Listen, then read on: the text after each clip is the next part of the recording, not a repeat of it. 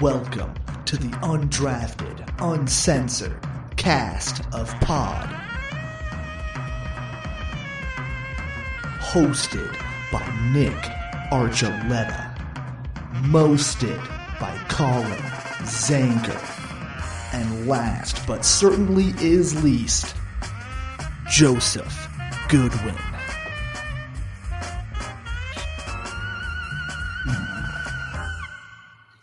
Welcome everyone to the Undrafted Uncensored, where it is Saturday and we still like to bother you at noon because we're good like that. Because we're 100 bitches. Yeah, 100. Isn't that hard to believe? No. Like just a year ago, we were at 22. I love it. Let's How math go. works. We made it to 100. We hit the century mark, baby. Instagram's telling us something funny as you're probably looking at it. I don't know what's happening. It sounds hilarious. So I don't know. We could start up again, but yeah, we made it to 100. I think that's pretty cool. Let's try it again. No, we got it. I only have one question. Yeah. Though. Do the Rockies, by the end of the baseball season, do we have more episodes or is it more Rockies losses? I thought it was going to be, do you feel lucky? I think it's going to be pretty difficult to get to that many episodes or that many losses for the Rockies even with where they're at right now. But I think it's pretty funny that we could be in contention by doing one a week for the next multiple set of weeks until football season. We will cut back our upload schedule to make this bit work. The Rockies could, in theory, catch up to us with losses and our episode count. We'll make sure. I mean, I do have some vacations planned. Yeah. Vacations, more baseball stadiums going on. As I know, Nick is trying to figure out the Instagram, but definitely want to thank everybody for tuning in and hanging with us through 100 episodes and even more with possibly if you were part of Undrafted before or the Victory Formation, any of those things. But thank you for being a part of 100 and many more to come as we go on. Yeah, if anyone's actually been here that whole time, that you're the fucking best. We love you physically and emotionally. I don't know if Nick is got it. I'm just gonna try and create a new stream and see. Okay, cool. We'll just create a new one, then we'll thank everyone again once that gets started. As he gets that created. As he gets that created. See, I should have just played the intro multiple times this time, and I know the one time you get it right, and what happens? The one time, it happens a lot of times. Nope. But I don't remember this one time. As Nick gets the Instagram set back up, we'll jump into the Nuggets, and they found a W on the road in Minnesota. They found the win, and the only reason they found the win was because Anthony Edwards just was kind of tired and didn't decide to show up. That's what I got from Minnesota. I don't know about you, Joe, but that's how I feel that they responded to that game. They definitely felt off offensively for sure. But no, should we start the bit of do the Nuggets score more points than we have episodes of our podcast? Hey, that's a good one to go on to. I like that. But dude, it felt like that a lot, but it also felt like the Nuggets offense was really just humming. The Timberwolves feel like kind of the equivalent of like the Derrick Henry Tennessee Titans, where it's like they're going to beat the fuck out of you, but if you get a lead on them, they are not built to score a whole bunch and come back necessarily. They still will just grind you down because they're deep, because basketball's a different sport. Woo! Nick seems like it worked. He got it. So got it. We're live now. But thank everybody for thank you everyone on Instagram. You're cool. We're talking about the Nuggets finally finding a W in Minnesota, and my comment was after Anthony Edwards' comments after the game saying he just didn't show up. He wasn't ready to play. So let me throw a question out at you then real quick. And I mean, it's going to be based off of Colin anyway. Well, then don't. I'm happy the Nuggets won. Don't get me wrong. Now, to me, did you guys feel the same way? Because it felt like to me the Nuggets still weren't 100% into it last night. Like they won, they looked decent, but I still feel like there was like another gear they could put themselves into, and they weren't quite the dominating Nuggets I'm used to. Am I reading too much into this, or am I expecting too much out of this team? I'd say the statement is not wrong, but you probably are reading too much into it. Yeah. Because there should be another level for them to go to. This is only round 2 of the playoffs, and they're still kind of getting into their full-on mode. But it felt like Jamal Murray was 100% locked in. Jokic was locked in. Aaron Gordon hit threes. Like, dude, Aaron Gordon has hit a couple of threes in the last couple games. Like, I'm floored that Aaron Gordon might actually be able to make that at least a threat that you have to respect. Not something that he's going to make a whole bunch, not something that you should take the over on. But like, well, the over's always at a half, so it's not really a bad bet. Okay, fuck it, hammer the over recently. then. Just do it. Yeah, we're not here for percentages. Everybody gets one, right, Nick? You know, exactly. Everybody gets one. No, Peter.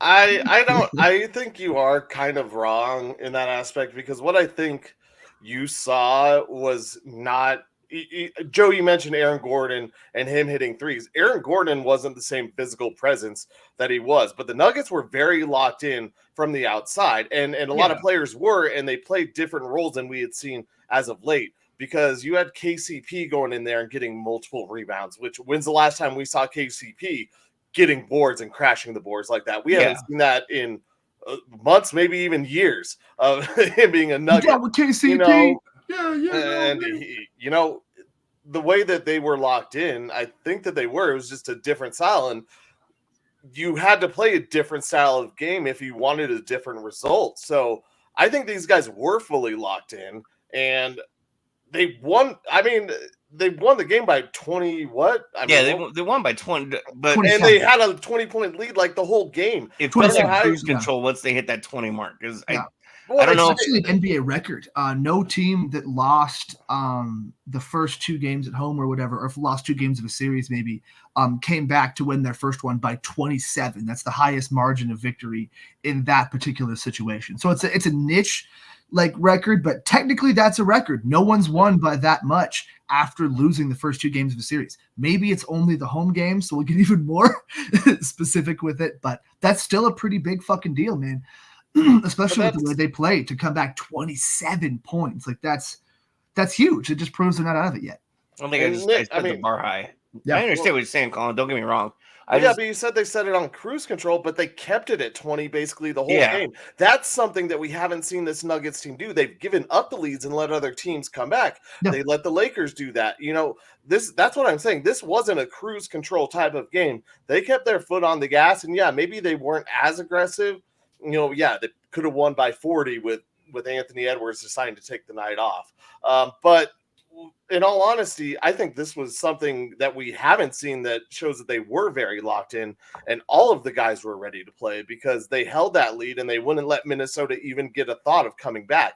That's a different mentality than we've seen from this team in a while. So I'm excited to see what happens in the next 4 games. If the Nuggets come out like that, or next 3 games, 3 or 4 games, I guess is what it can be. No, it's gonna be 3. If the Nuggets come out and play that way, it's game over, because as talented as they are, and the possible injury to Alexander, what's his name, right? Nikolai Alexander. No, that's a wanted injury, phantom injury, benching injury. Which we'll get into.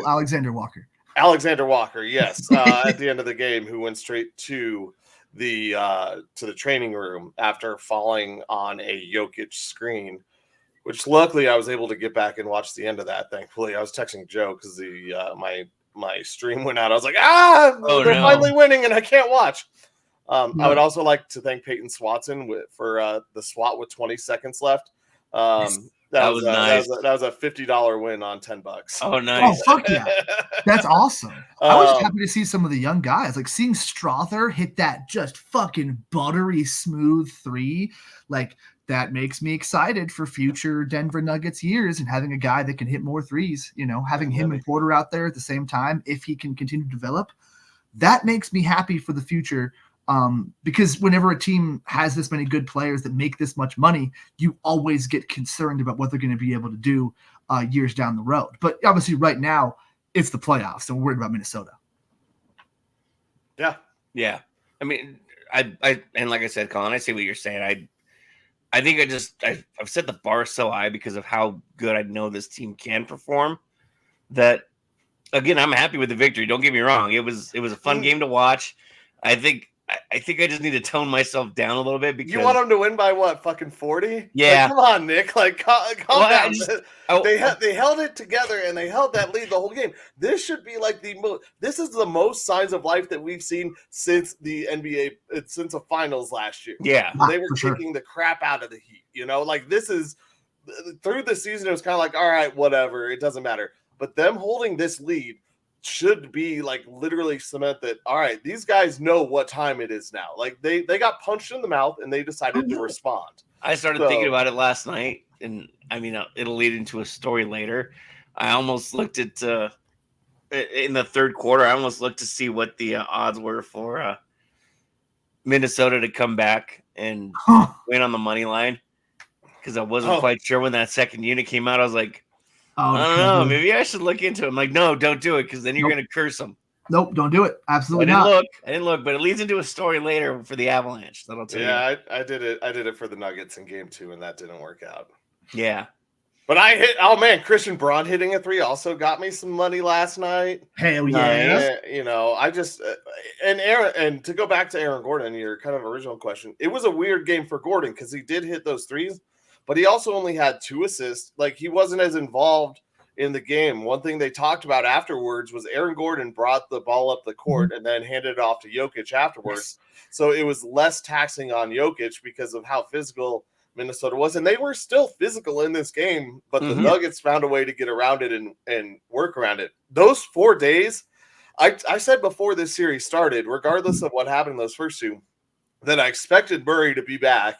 And especially after all the crap that had been talked, I knew after those 4 days off, he was going to light it up last night. Oh, and he loved them booing him every time he touched the ball, too. Oh, yeah. Yeah, every single one of my Murray things hit, and the only thing that sucked is that I put it with some other guys. Put it in a parlay? Yeah. Oh. So, like Zach Buy stuff? But, you know, no, I didn't know Stokely and some other guy? So, I didn't know Zach he probably did. I've been too busy this week listening to stuff, but I knew Murray was going to come back ready, especially after that long break. You know, we talked about should they have rested the first 2 games, whatever. You have that break, and this was the reason why you weren't worried about resting him. Yeah, the Nuggets would have been nice to win one at home, but these guys look like they're ready to go from here on out. Yeah, absolutely. And you made a great point with Aaron Gordon taking the ball up the court. Like, did you guys see the interview that Jokic did with Scott Van Pelt after the game? Yep, 2 or 3 seconds. Exactly. That was a massive deal of Gordon just getting it up the court. And yeah, like you said, not taxing Jokic and Murray especially, because they need to be so much more active on the actual offensive court. And just get it up there and get into the action. Like, it's not really complicated. The Nuggets offense has so much moving and shaking. Like, who starts with the ball really doesn't matter that much. But I think that was actually a big deal. And also keeping Gordon kind of at the perimeter at times makes it so Cat and Gobert can't both just sit in the paint all the time. They have to come out and respect that, especially because he made a couple of shots. Like, that's huge. It's almost more important that he makes them respect the shot than actually making that many of them. He really only needs to make 1 or 2. Well, yeah, because it gives Jamal Murray the elbow jumper all the time. Like, it gives him all those shots in the middle, and he doesn't have to go up against. I mean, we talk about how it's weird to have the Twin Towers, and it hasn't worked since the Spurs, but it's still tough for a guy like Murray to get in the paint. We've seen him struggle when those guys don't respect, the outside shot. And so you're right. Having Gordon hit those was huge. Well, and I noticed it in the first quarter, and it resolved itself really quick. I tweeted it out too. The Wolves were double teaming Joker and Murray at the same, like, so whoever had the ball, they were double teaming him. Mm-hmm. But each time, no matter what, the other one was going to be covered, and it's just like, guys, if they're going to do that, somebody's open. Take advantage of the opportunity. Get Joker or Jamal the ball just long enough to get double teamed. Kick it to the open guy. Don't worry about hitting a three. Just hit a shot. Just put it in the bucket and start running. Yeah, hit the shot after Aaron Gordon passes it to you. Damn yes. it! Damn it!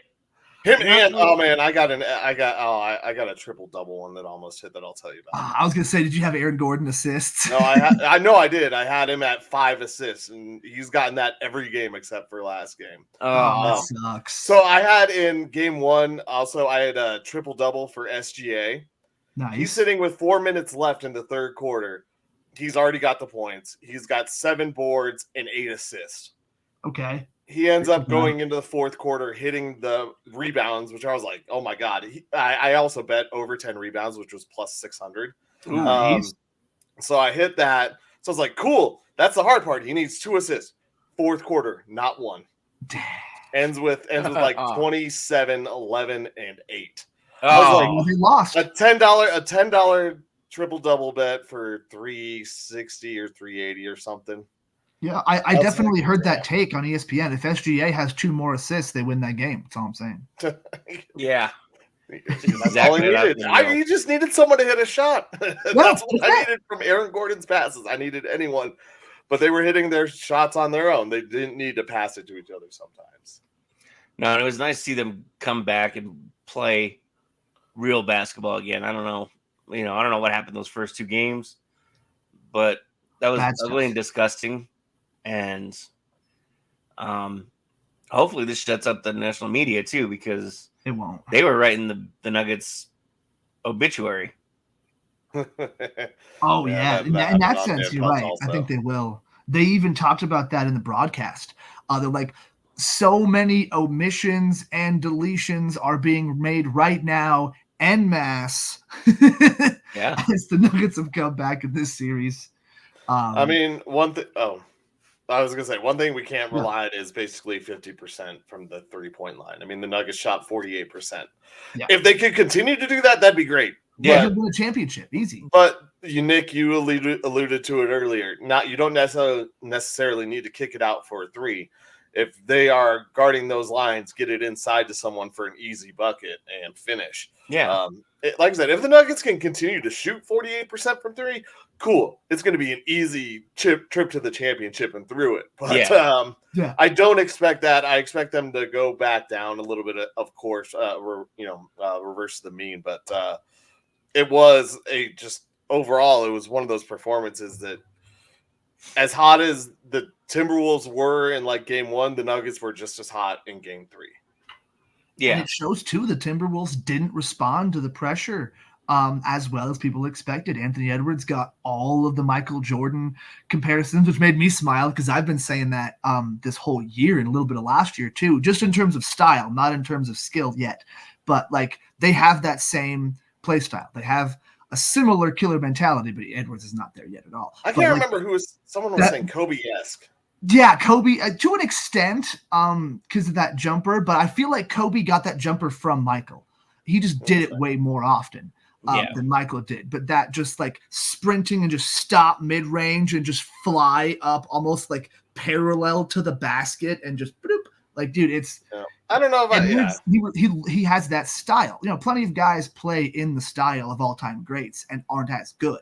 I think Anthony Edwards is one of those guys that plays in the style of another all-time great. And maybe he ends up being that good, maybe not. But he's, studied Michael Jordan's game and uses a lot of that kind of stuff because he's a similarly, athletic player. And so we'll see how his career goes. But he did not respond to all those comparisons and everything like you would expect. He really kind of wilted a little bit.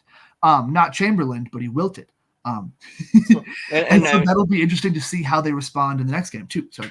And not to blame them, but the whistle went in favor of the Nuggets a little bit more last night too, which was kind of a rarity. No. What killed the Nuggets in game 1 is they had like 8 minutes left in the third quarter and an and one opportunity for every foul, and then they went to the outs. They started to shoot the outside shot. The Nuggets have had the whistle and had the advantage, but changed the way that they played. True. Like I think that's what killed them. Well, I was saying they took advantage of the opportunity is what I was saying.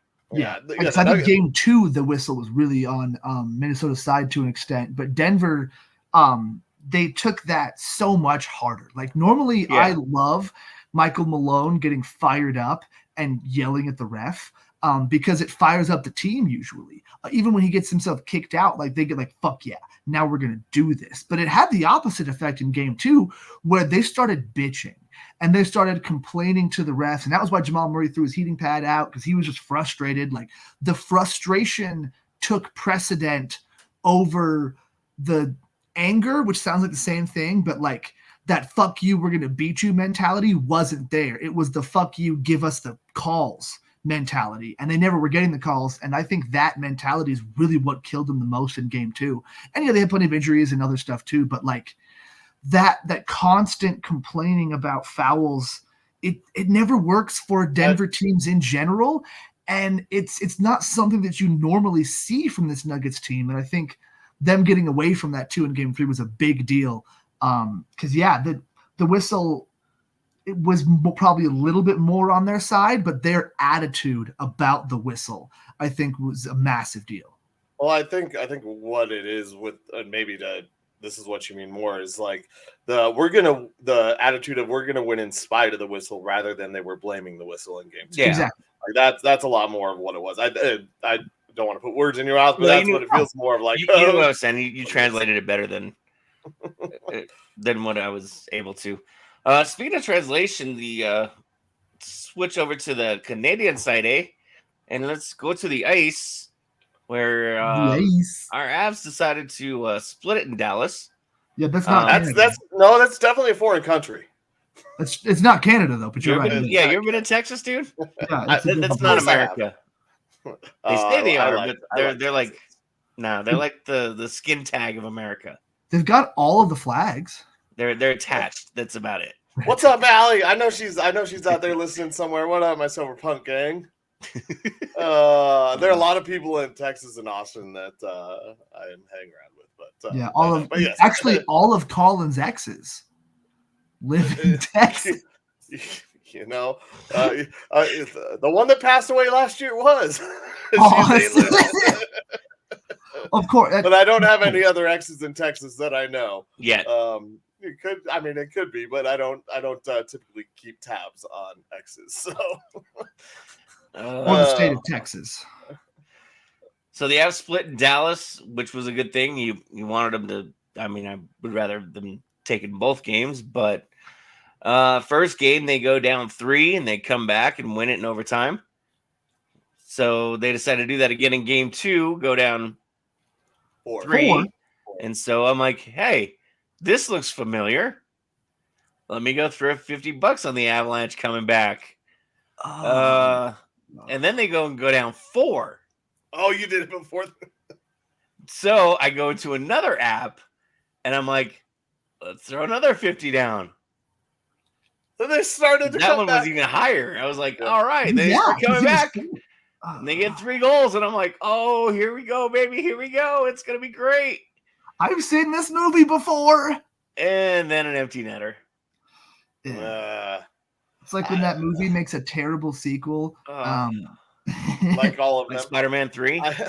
I was sitting there, and there was something about that game, especially when the Ben hit happened, and it was strange. It was like that. It just wasn't the Avs' day. You knew they were going to fight to come back, and it's good to see for the Avs the other guys scoring. I really could have used that second McKinnon goal in game 1. I was happy it was Wood. And they won it in OT. I could have used some Makar goals in game 2. Makar! Which would have been great. It would have been great, almost as great as everyone who's tuned in listening to us. Appreciate y'all. Yeah, they're better. They're pretty cool. They're definitely better.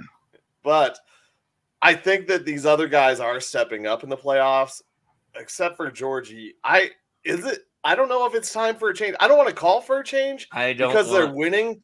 But my God, you can't put your team in a 3-0 and then a 4-0 hole in consecutive games. Well, the defense it's going to take Rantanen snapping at him again. Or they're just the defense has to step up too. Security. One of those goals was off of a shin pad. It was deflected off a shin pad. There's nothing he can do about it. I know. There are a few goals that he lets through that he just cannot do anything about. Yeah, but that happens to every goalie. It's the fact that he lets in the other goals in addition to those. He seems to have a little bit more bad luck than other goalies sometimes. I mean, the flopping around like you're Dominik Hasek. Obviously, that annoys me. You're not Hasek. Nobody will be Hasek. Just leave the flopping to somebody else. Keep your body upright. I get worried if the Avs now have an opportunity to take home ice. I mean, they need to obviously win these two at home upcoming, including tonight. I don't know. Maybe you give Georgie one more start at home, but if he gives up another 3 goals, you yank him in the middle of the game. Mm-hmm. Do you let him finish it out again, and then the Avs make a comeback? And then you keep him in net because of that.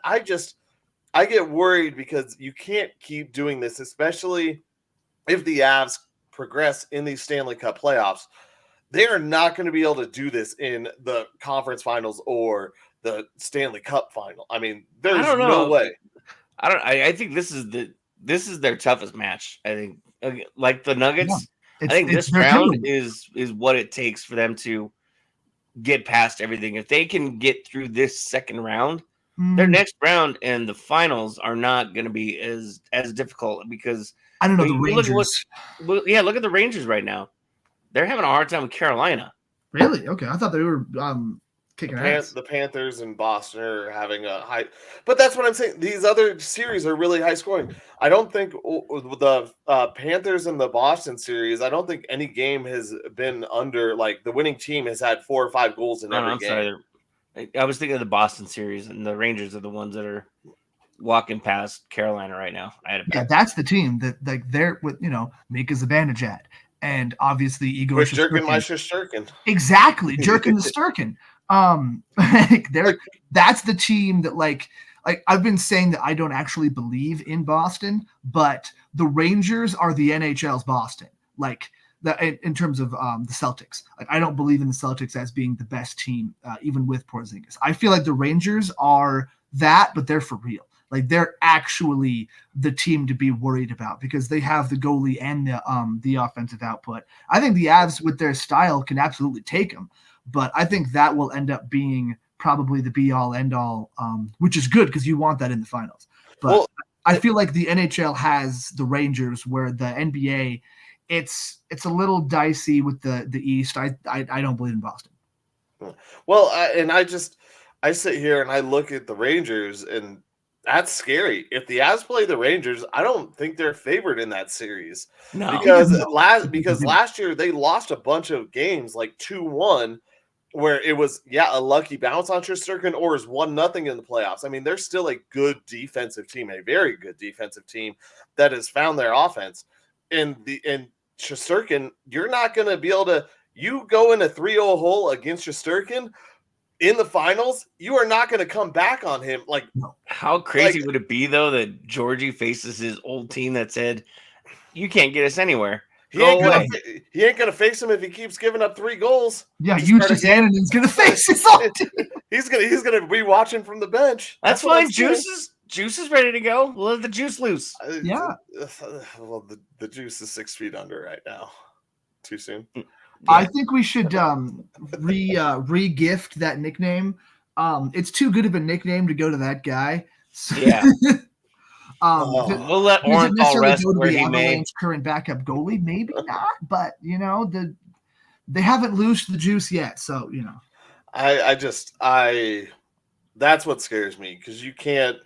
These guys on offense, and I'm talking about everyone else stepping up. Young guys. Yeah, you're getting goals from guys that are your third and fourth lines, and you can't waste those efforts.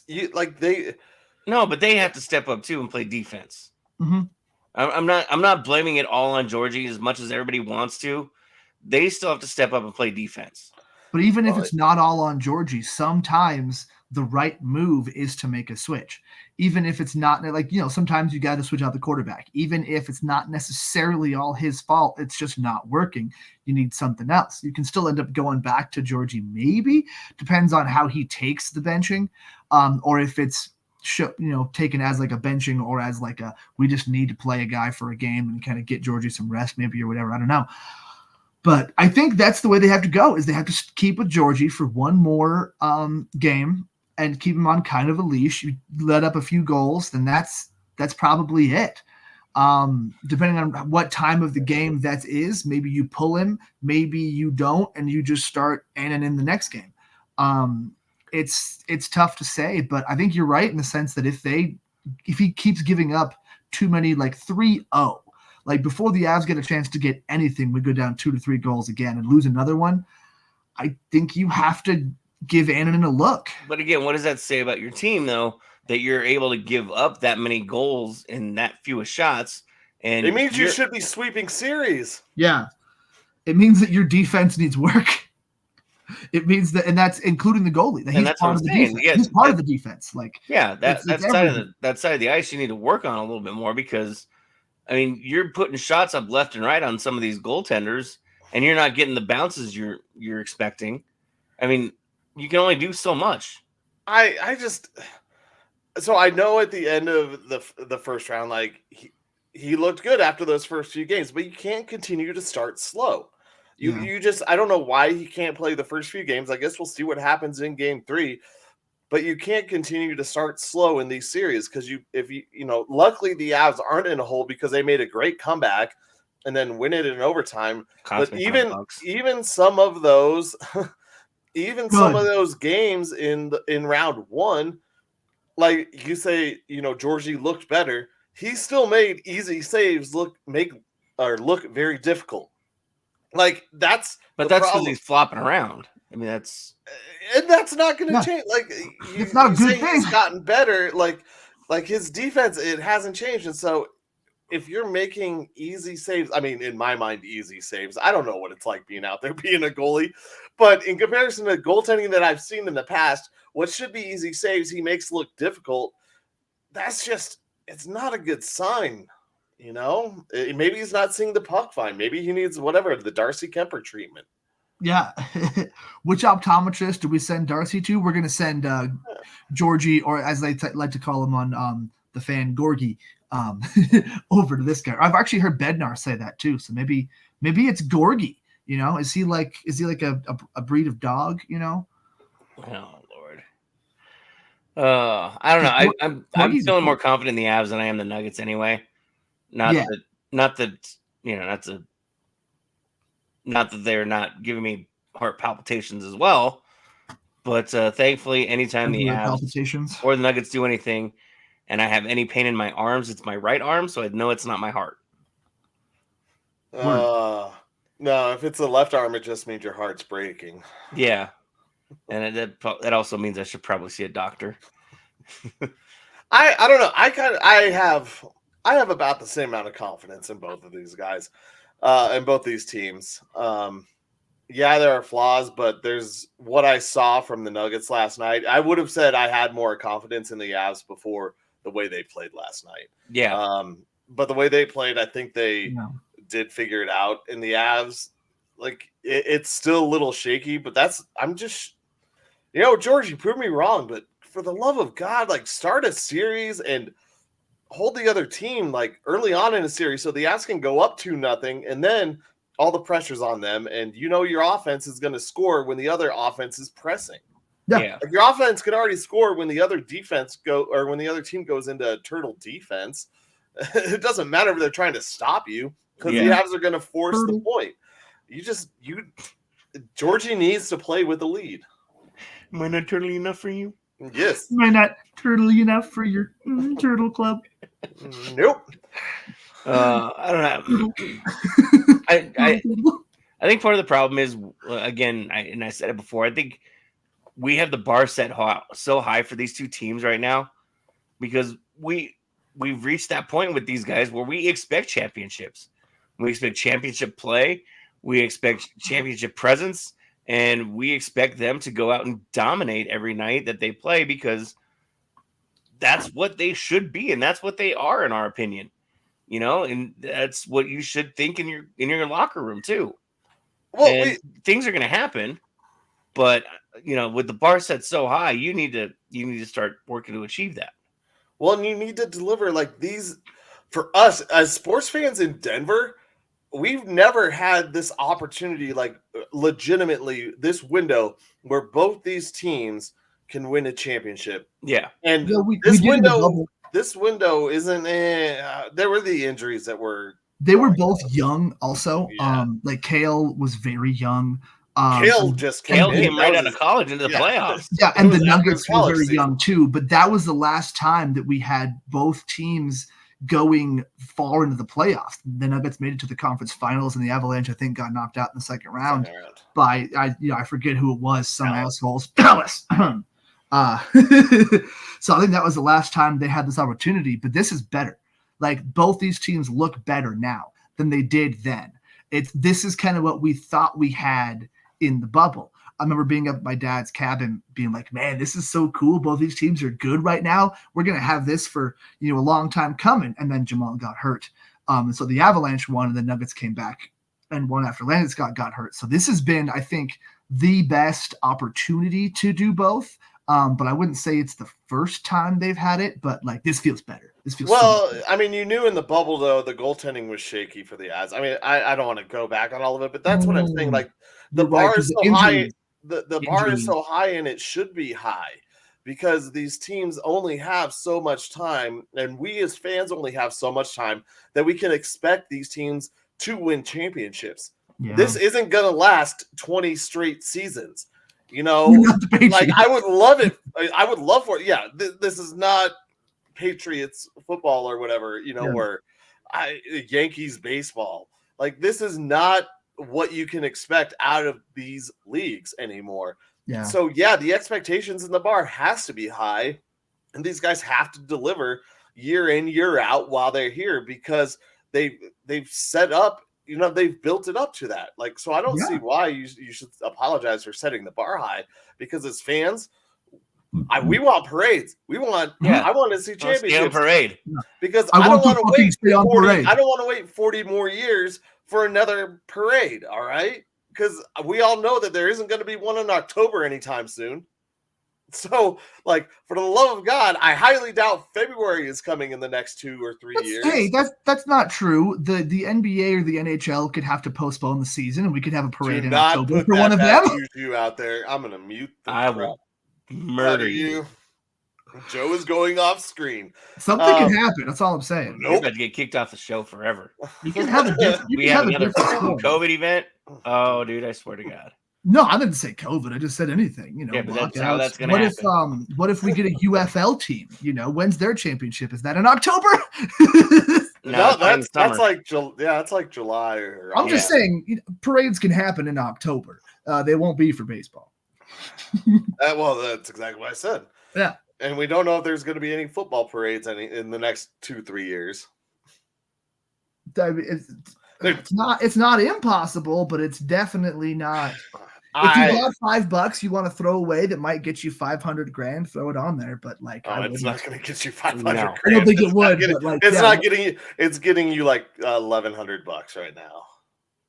Yeah, I don't even know.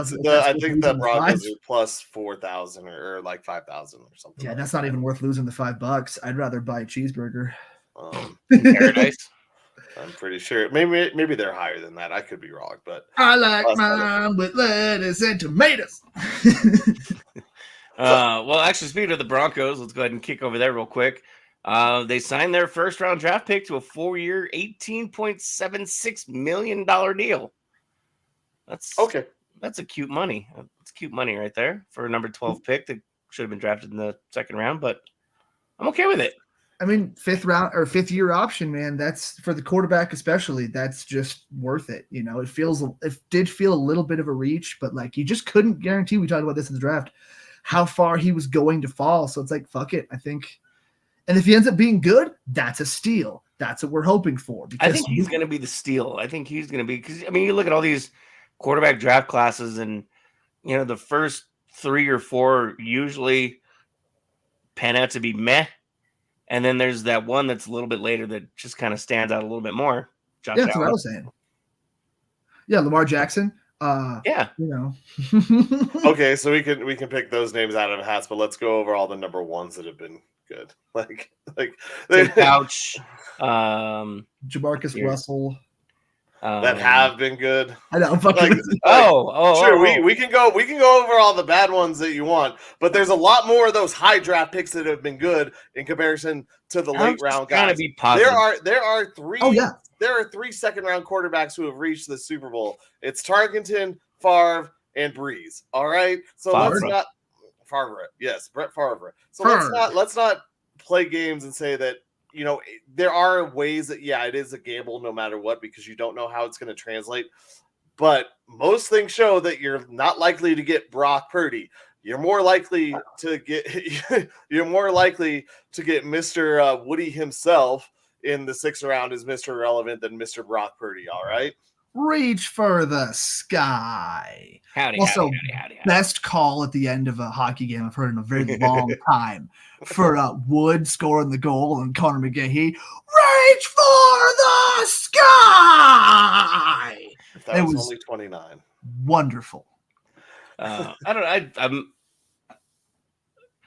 There's a lot of potential. I mean, obviously, Joe's quarterback is now out in the either realm for everybody to. I mean, it's fine. He's going to go back to the UF. He probably actually is playing in the UFL right now. I wouldn't be surprised if he was. Yeah, or he's going to get signed immediately. Oh, I hope he signs with my team. Yeah, or no, my team, or maybe Nick's. Hey, St. Louis placed it. They're playing DC. There you go. Battle of the top teams in the UFL. Not that I'm paying attention or anything.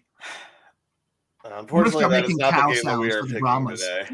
Let's go, San Antonio. It is a good one, but it's not the game we're picking. But what? I don't know. I'm excited. I'm ready to go. It's one of those. It's obviously a transitional time for the Broncos. New quarterback, new uniforms. New philosophy. Now we know. Now Peyton has no choice but to show us what he's got. Show me what you got. Well, I was thinking about this a little bit earlier. It's kind of like we've had this old crappy car and it was time to upgrade. But now that the Broncos have kind of upgraded, it's like, yes, I'm still a little nervous about this upgrade. It's still kind of like we're on the 30-day or 90-day trial in this newer car. I'm not sure if it will be better than what we had before.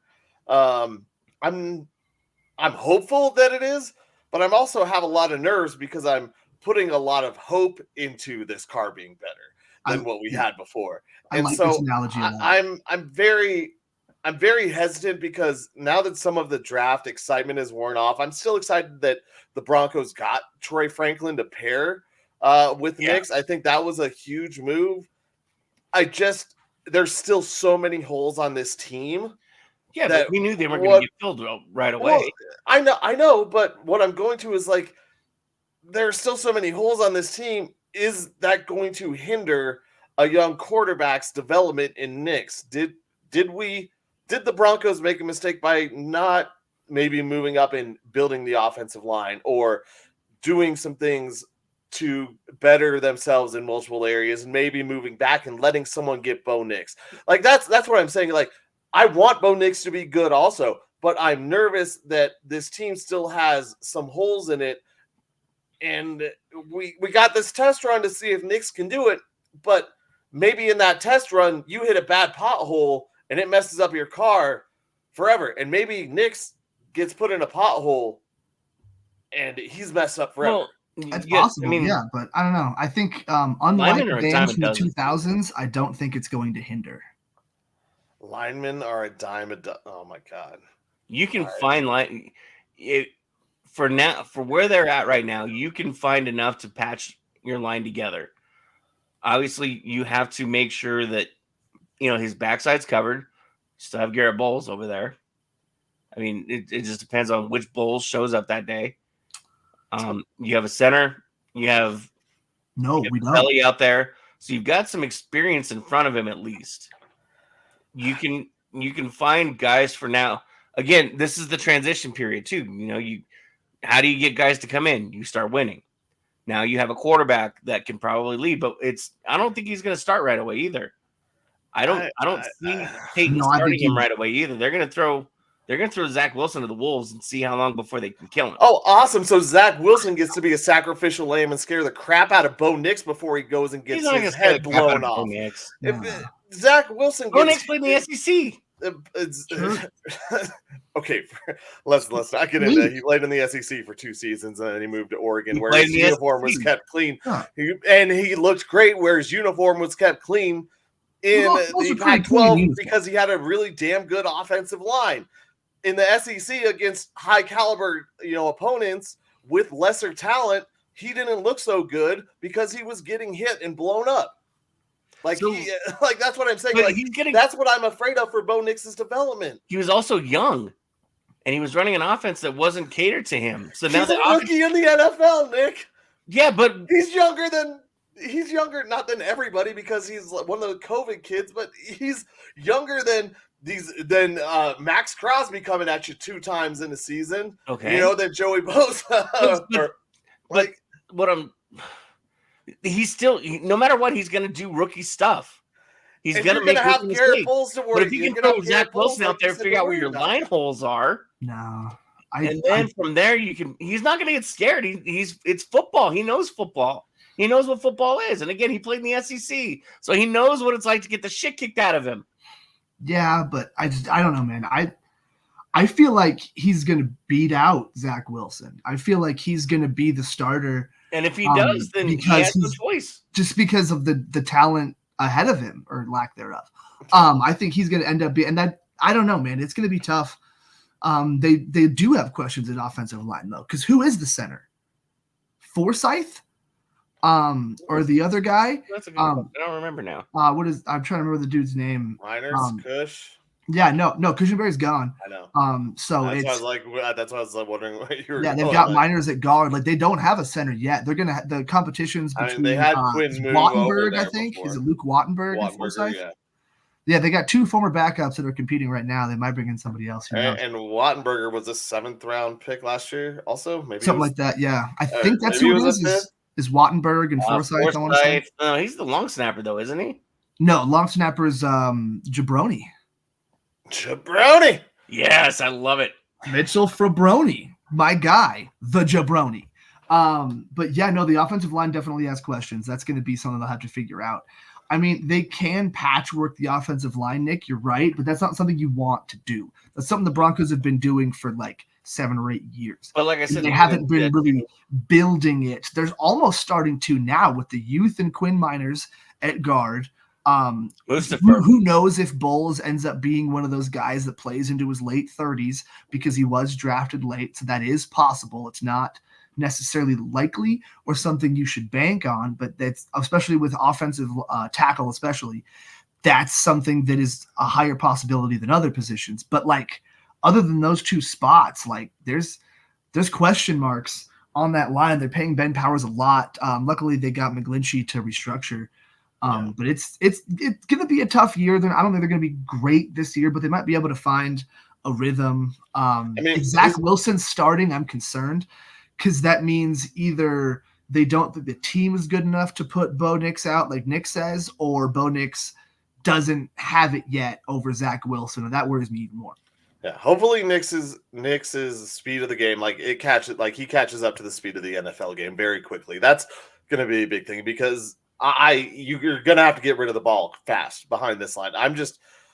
The threat of the run game with what we saw last year really isn't there.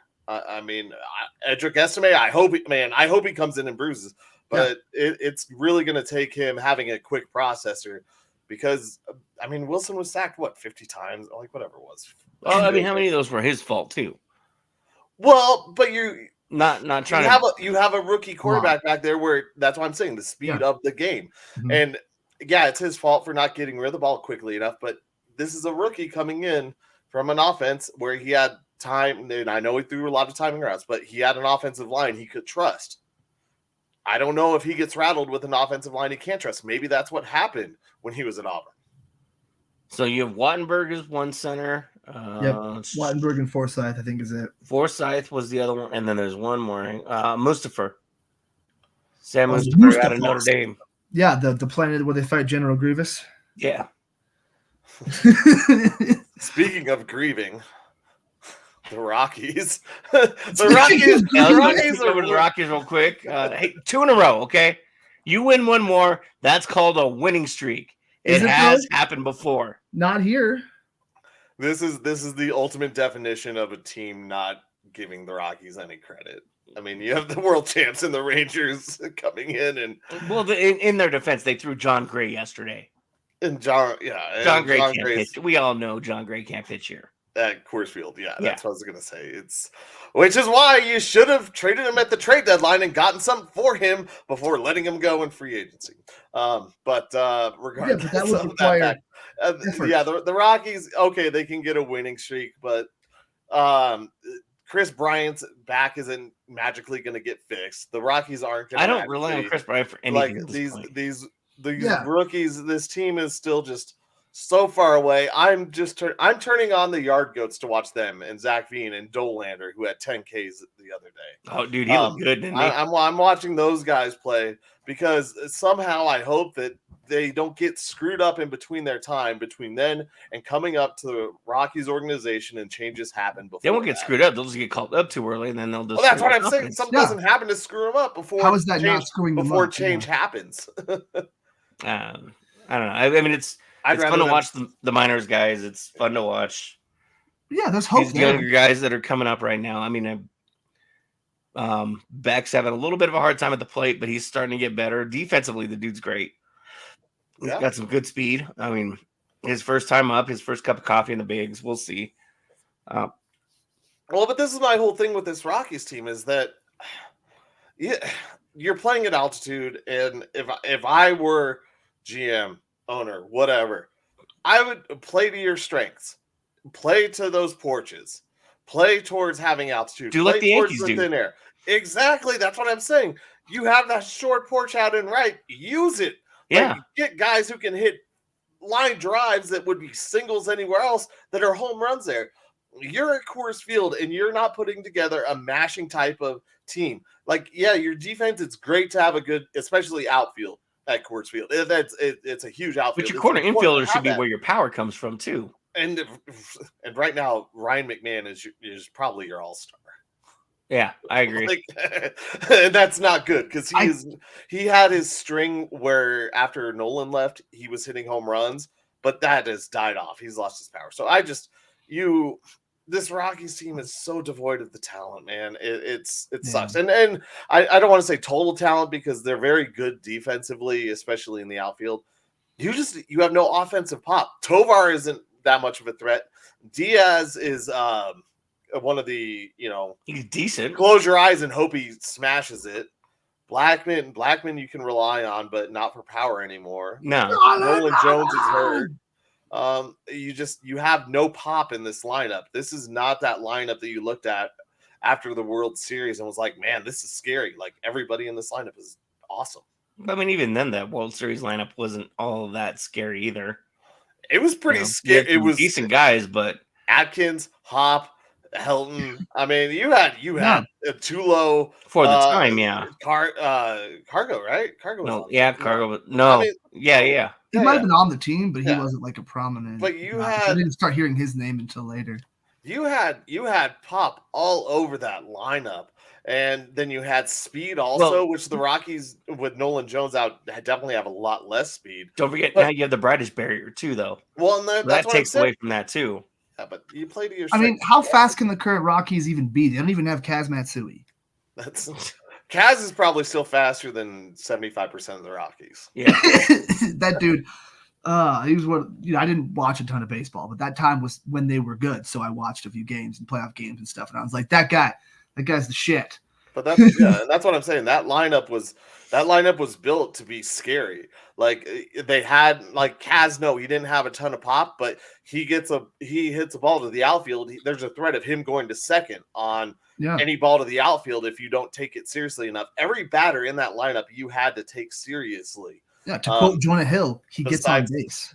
Besides the pitcher, and even then, some of the pitchers for the Rockies could hit them too. Great, I think some of the pitchers for the Rockies back then might have hit better than some current Rockies. Yeah, remember when Rockies baseball used to be fun? Yeah. Now it's just the stadium itself. You know what else is fun? betting on sports. Sometimes. This is the victory formation. All right, boys, here we go. Best play in football. 6 right tight diamond victory on 1. Break. Okay, 3, 2, 1, let's jam. The Pick'em segment, proving that Colin Zanker is the most humble man in the history of time. Least. Featuring Nick Archuleta, wishing I'll fix he that was eventually. somewhere else. And Joe Goodwin, just kind of winging it.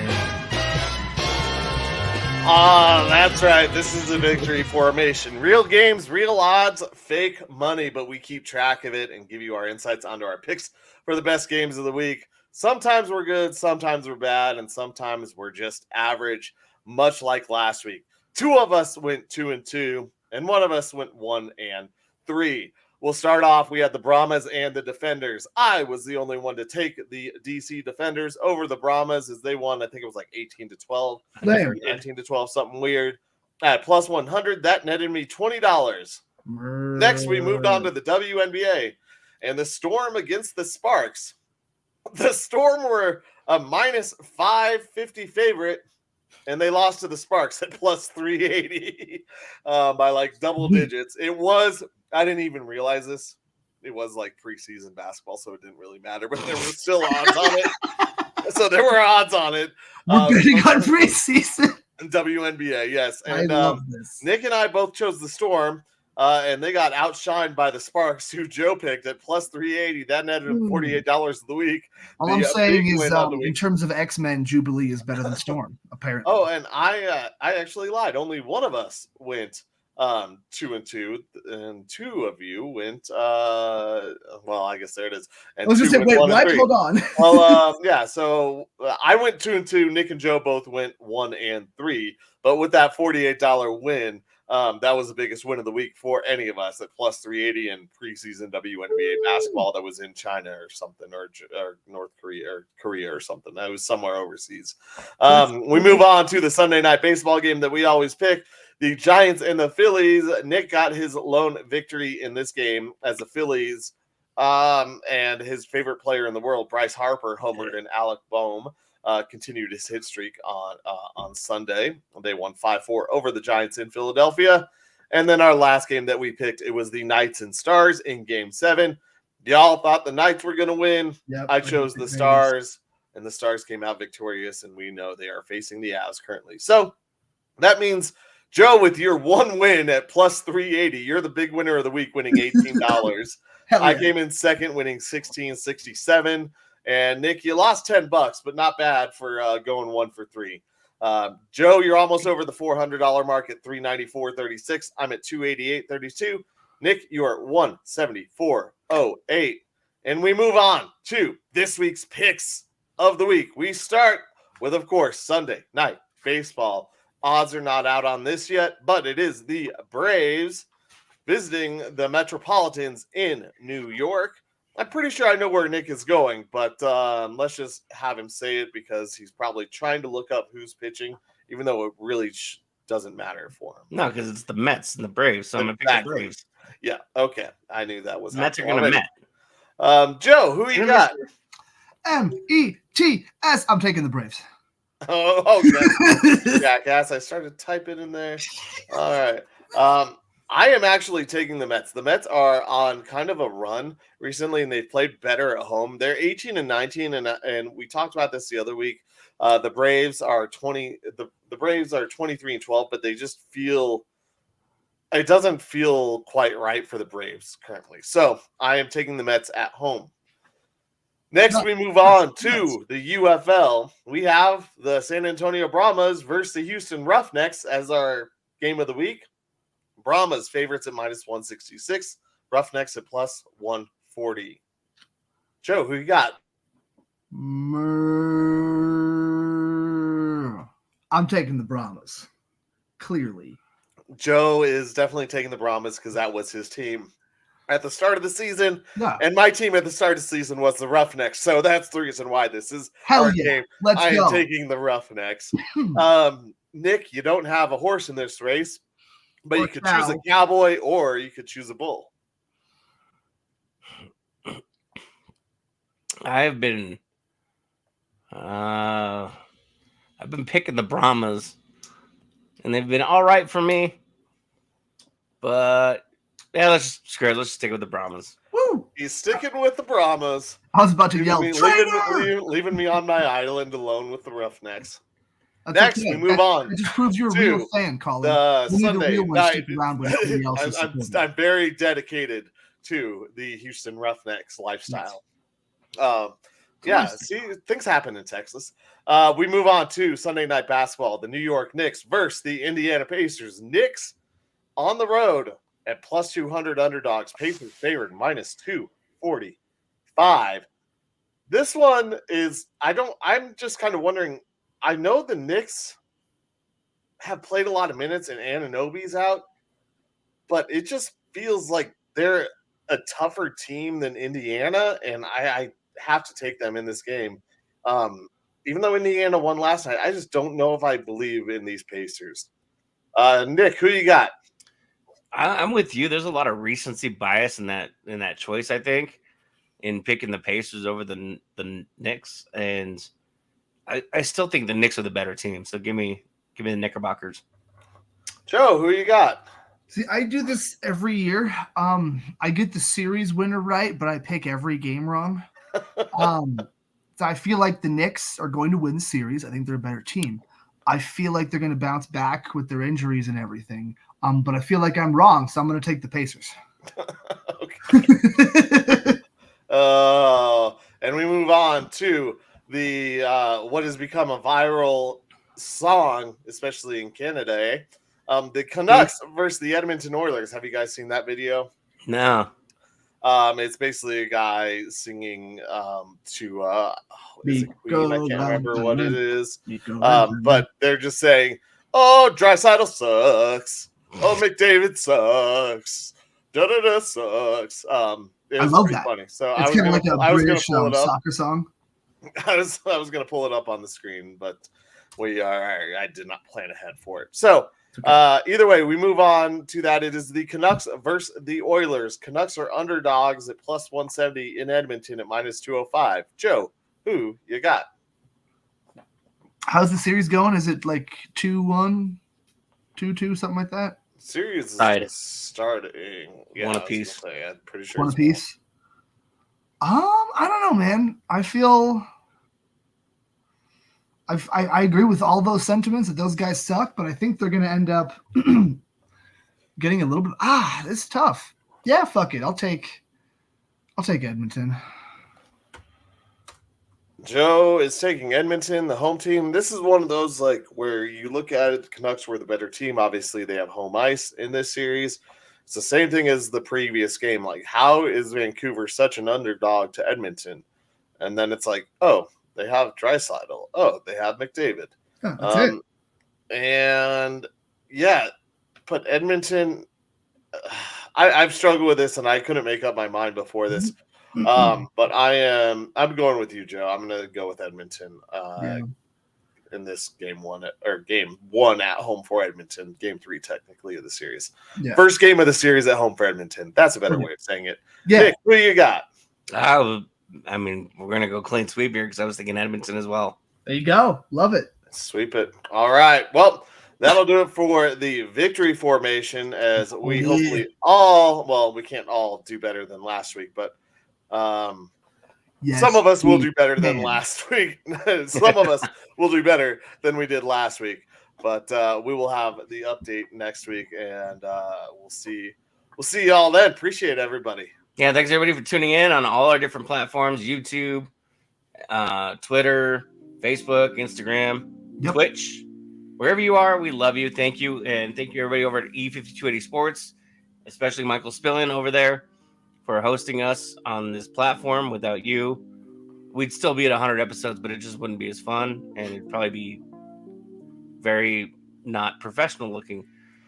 We're going to figure something out, but this is more fun with you guys. This is way more fun. So thank you already for tuning in. We love you. Don't forget, tell your moms, tell your friends' moms. Don't bang your mom's friends, though. That gets awkward. Happy Mother's Day. But happy Mother's Day. Thank you, Happy Ron, Mother's Day. jumping into that. Thank you. That's where I was going with that. Speaking of Zach Wilson's mom. Speaking of jumping in. Happy Mother's Day, Mom. I love you. Grandmas, everybody, Hopefully aunts, godmothers, dog mothers, cat mothers, cat dog Love you, mothers, Mom. whoever. Bye, everybody. Bye, everybody.